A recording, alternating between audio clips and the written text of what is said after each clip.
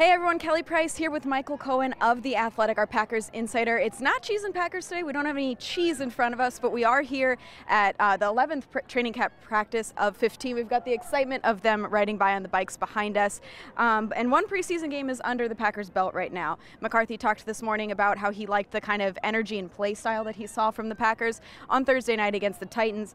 What observations did you kind of in general see on film from the Packers? Well, I think the biggest thing McCarthy was pleased with was sort of just the overall tone that the offense and defense played with. He wants them to be aggressive. He wants them to be feisty. And he used the analogy of when he had little kids, he would say, break whatever you want in the house. I'd rather have you be too boisterous than not boisterous enough. And so I think that in general, he wants guys to hit, he wants guys to be physical, and that's really the first thing that he saw on film. Plenty of mistakes to correct, no doubt about it. But when it comes to their approach to the game, he was pleased with it from a demeanor standpoint.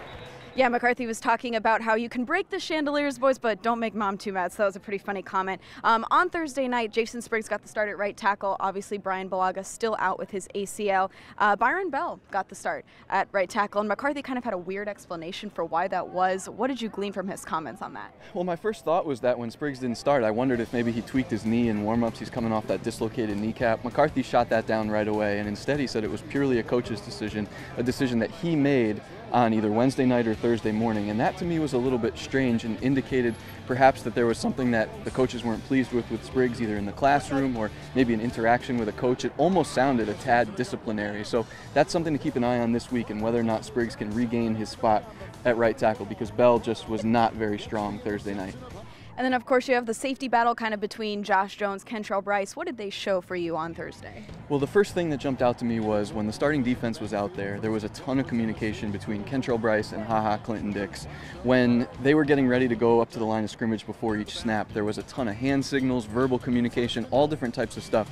And the very first thing that popped into my head was, can Josh Jones do this? And that's a big question mark, because where Brice excels over Jones right now is the mental side of the game, the understanding of the defense, the ability to communicate. And I'm just not sure if Jones is going to be able to match that level of communication necessary for Mike Pettine's defense, at least in the early part of the season, maybe later on. And speaking of position battles, what are you looking forward to see on Thursday? Who are you watching? Well, I'd like to see if any of these young cornerbacks can maybe take a step forward. We saw Josh Jackson play a ton of reps because Kevin King and Jair Alexander were out. If Alexander is able to play with that groin injury on Thursday, of course, interested to see what the rookie first-round pick can do. But can any of the guys in the background, the Josh Hawkins, the Donatello Browns, the Lindsey Pipkins, can any of